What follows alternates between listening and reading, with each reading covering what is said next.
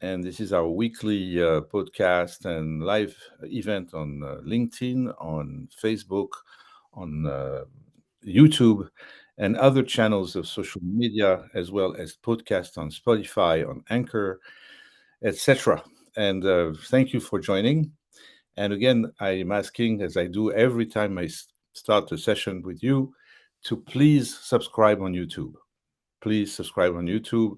This is what allows us to add content, to be proactively looking for the best guests when we have them, and keep our rhythm, our cadence of weekly shows. We're changing our times from time to time, especially when I travel. I'm today with you from Paris, France, and I'm here for a couple of weeks, and this is why the time change. I'm happy that I also can reach my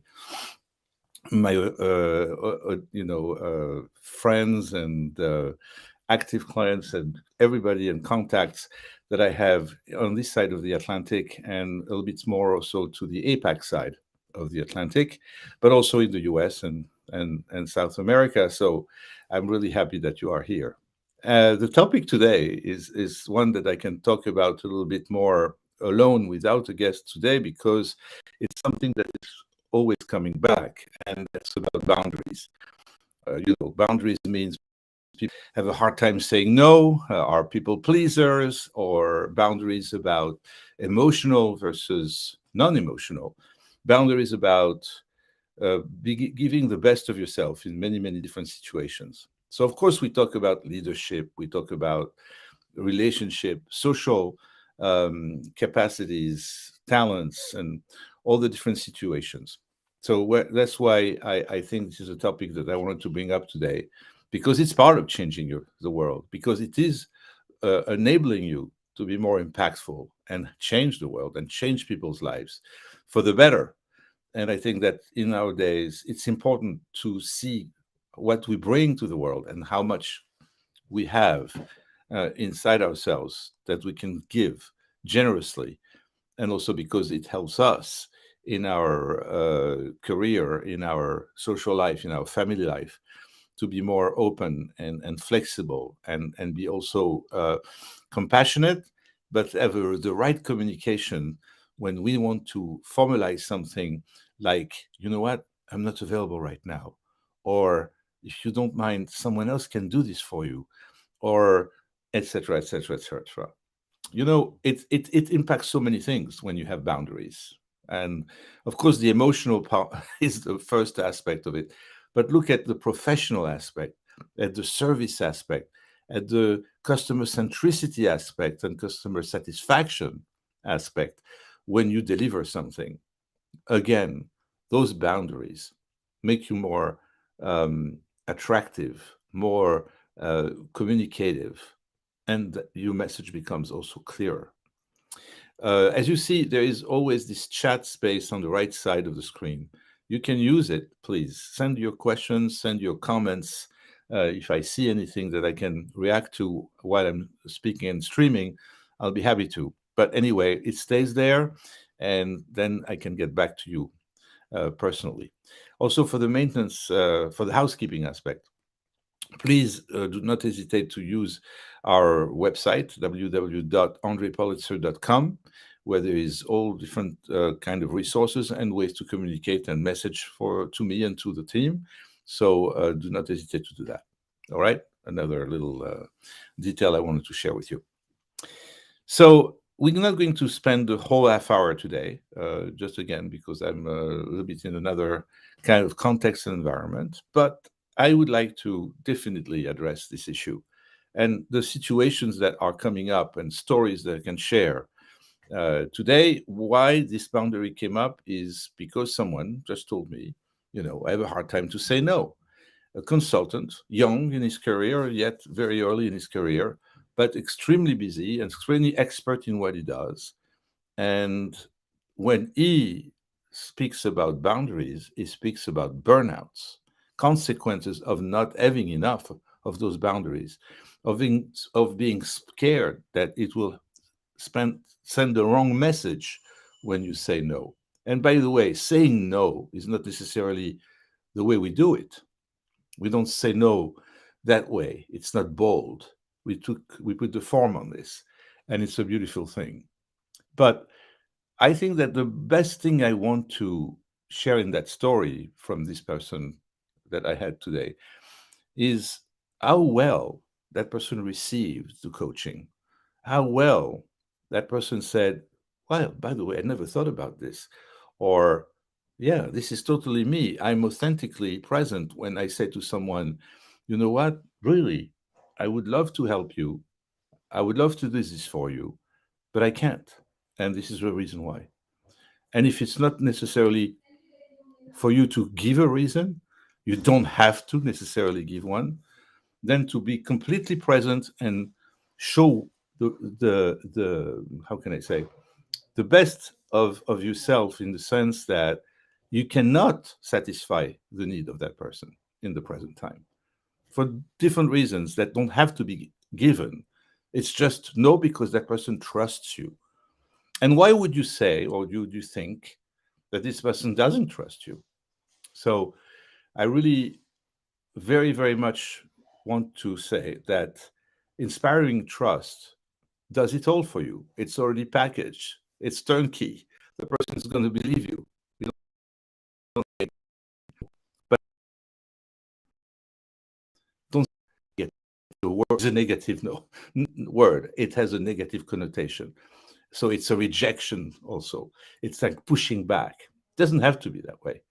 It's just a smile, and it's just as, I know you trust me. Right now, I am not available. So use something that doesn't have the word no or not, or you can have it even there, because of the trust. I just don't want to dictate, prescribe anything, only formula, because it doesn't help.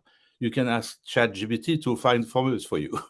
I am not a ChatGPT, and I can really sometimes suggest to someone in a coaching session what to say, but it is not really my role.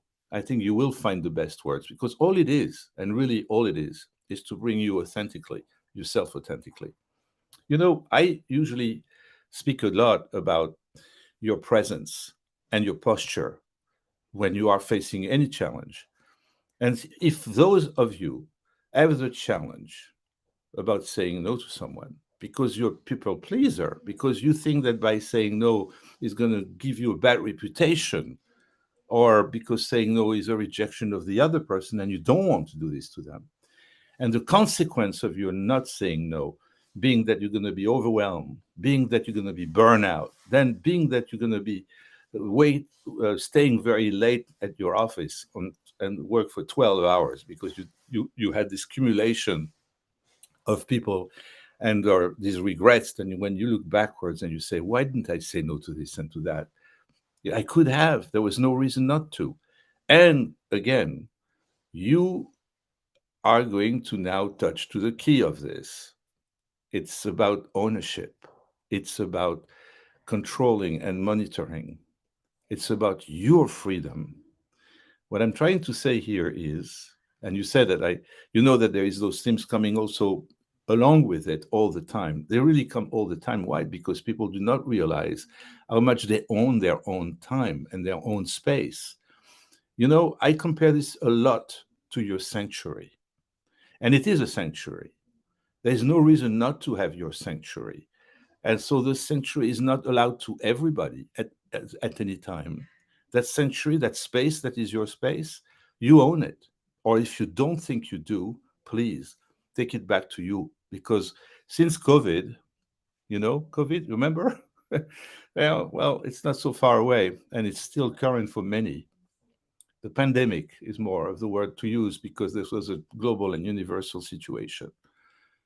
I want to say that we gained a lot of freedom and independence also during that phase of our lives.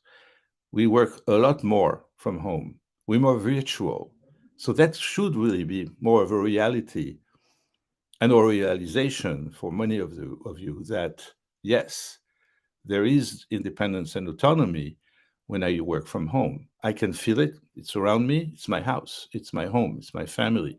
I own this. It's mine. Nobody can violate that. So the more you take conscience and awareness of those things, and the more you own and acquire back what was taken from you. A, just one thing. It was taken from you, but sometimes and more often by yourself than it was by anyone. You allowed things to happen. Now, I'm not a psychologist, and I'm not a therapist, I'm a coach, I'm a mediator. In fact, in mediation, also, it's very important in conflict resolution when people have disputes and disagreements, that also here, keeping their boundaries in place, in fact, brings a lot of peace. And the first peace they need into this conflict is the peace with themselves, that they gain confidence in themselves, in their posture, in their words, in everything they give out and they communicate. Couples, for example, when there is a divorce mediation in place, and I do some of those from time to time, the people don't communicate with each other. And sometimes it happened for a year, for 10 years, for 20, 30, 40, and 50 years. Those couple did not communicate with each other. They did not listen to the other's point of view. And by not doing that, when they come to mediation, it's a volunteer gesture, it's something that they go to voluntarily. So there is a chance that now, if there is a mediator between the two, they might communicate in the same, which is boundaries. But this is something that I'm saying about freedom and autonomy that I want to just suggest you think about, very, very deeply think about. What is it that I can take back to me that, in fact, will give me the way and the posture of giving better out, my person out there? Because when you say yes to everything, that's what, in fact, you're intending. You think you are, in fact, intending that by saying yes to everything, you show yourself as a generous person or as the good person, as the best of yourself, when it's not the case. The reality, the truth is, you're not going to give the best of yourself by saying yes to everything, because you're going to be so overwhelmed and so burned out that you're going to start removing that smile from your face, showing some sweat on your face, and being extremely unpleasant for many people. So, you get the point? You get the message? For many of you, yes, it's simple. You're going to say, oh, Andre is really always talking about very simple things. Well, guess what? I think that most of the things that we're confronted with every single day are, in fact, very simple things, but we make them complicated. And the situation is not that complicated. So, setting some boundaries to protect your sanctuary, your space, and your time, right, is what we're talking about today. And again, this is because you can change, or you already changed the entire world with your own persona, and your person in any situation without even knowing how much you do change the world, how much you do impact other people. Remember, the whole idea of this show, of this podcast, came from one point and one only, is that we all have in our lifetime, and without knowing most of the time, an impact on someone or a group of people to the extent that we change their lives entirely, completely. We make the world a better place by not even doing this intentionally. Can you imagine that? So maybe that's also another thing. Maybe someone here listening to me now and watching me realizes that maybe by thinking backwards, years ago, there was something that happened that you did not realize. Or you're going to walk in the street today or tomorrow, someone's going to walk to you and say, by the way, I recognize you. You know, I recognize you, and you don't know what you did in my life for me. What? Yeah, well, if some of those of you recognize that, please share your stories here on LinkedIn, on YouTube, on Facebook. Make a comment. Explain to all of us what you went through to just sustain, to support what I say, because this is really true.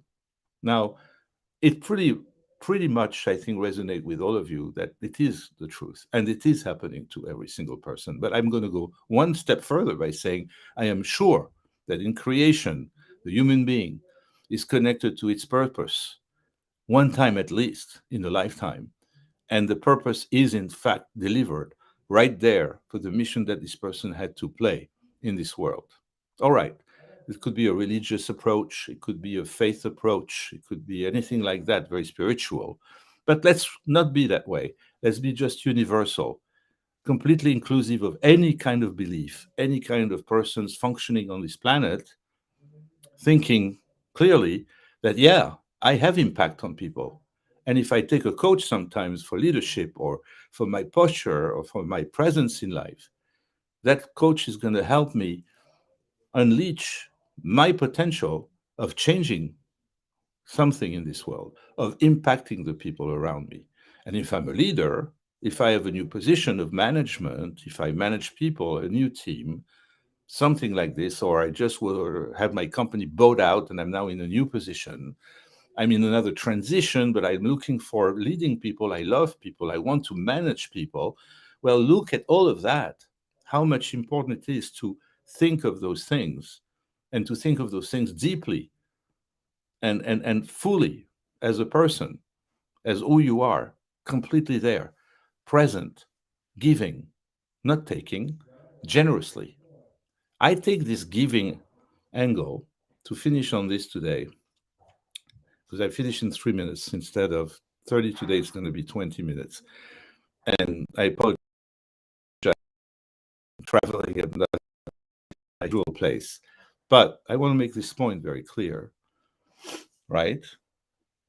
Those boundaries we are referring to, it's one of the biggest value and the biggest capacity I think that everybody has to manage your time, to prioritize your time, and to start monitoring your own life, to get back the control of many things that people, in fact, you let people control over you. That takes a lot from your freedom, from your autonomy, that you, in fact, entitled to have. Nobody's asking you to be generous to this extent that it becomes almost really absurd. Doesn't make any sense. You need to take this back under your control. Then all kind of tools exist out there to prioritize properly, to see or ask the right questions when someone is asking you something, so that you make that person realize just through your questioning that that person could wait, or that question in fact asked the wrong person. There's so many other things that questions can trigger, right? The person to tell you and give you back an answer that in fact, yes, I respect your boundary, or for you to clearly express what your boundary is. Last example, I'm coaching a good number of lawyers, of attorneys, corporate attorneys. Let's say they work for the Salesforce and they are reviewing contracts, and people are knocking on their doors and put a lot of pressure on them to get those contracts revised and approved. Piles of contracts are piling and piling and piling on the desk. They all have their own priorities, but you are the only one to sign and approve. And you want everybody to like you and to appreciate you. If you have no boundaries, no policies, no directions to give to those clients of yours, they are clients, let's call them that way, even internally in a corporation, and you are there, your mission, your role is to serve these people, and you're not organized and you're not prioritizing, or you don't give them a way of allowing you to prioritize or set some systems so that things have priority over other things. So if you are not doing that, of course, you can take responsibility for a chaos and for being overwhelmed. This is why I want to conclude on this. It's all about autonomy, it's all about freedom. You have, most of you, much more in your hands to provide the world with your policies, your directions, so that people deal with you and solicitate you and your time the proper way, in the proper proportion, and in with reason and reasonable manners. And you can formulate your your directions, your policies, right, in a very human, friendly, an acceptable way so that people, in fact, welcome your point and say, wow, I didn't know. Wow, thank you so much. Thank you so much for telling me how I can ask you something, how I can determine the relationship between you and I. And this is how you can do it personally, professionally, at every level. So I hope it's food for thought. I hope you can find your own formulation. You can find your own way of getting back this autonomy, of protecting your sanctuary of space and time. And this is yours. And this is for you to control, to monitor, and to own entirely, to be the best of yourself out there, to be a giver, not a taker, and be able to say no and having boundaries around you. That's, I think, a good example of what we're discussing in coaching sessions, in mediation, in other, interactions that I have every day for people who have this hard time with themselves, fighting themselves so that they can give other people the right, ways of dealing with them so that everything is smooth. And it's never easy, but it can be smoother and can be totally under your control. And again, own your life, be free, own your freedom. Do not let the outside world be obstructing, your happiness and everything that is for you over there to blossom and to be happy. So this is, I think, a very good definition of the problem. And I welcome you to change the world and to do it every week also with me. Next week, this time, I will not be able. We're going to have to hold on this week. We'll have a guest, surprise guest. I'm really looking forward to see you there. And please keep communicating, keep commenting on the different medias where you see us. Please give us the feedback so that other people can also join. And thank you for coming today, and thank you for listening and for watching. See you next week.